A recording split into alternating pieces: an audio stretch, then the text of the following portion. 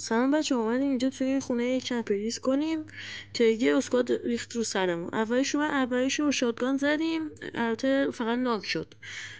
منتظر یارش شدیم، البته آلمان هم نشم. آلمان هم که شروع کردن بزدن یارش اومد.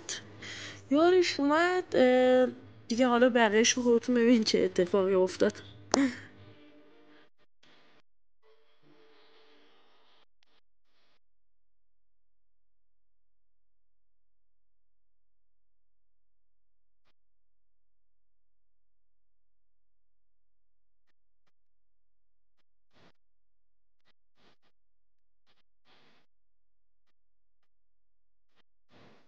اینجا اصلا فکر کردم هنوز جلومه، ولی اومده بود پشتم که اینجا با هم دیگه درگیر شدیم و متاسفانه مردم.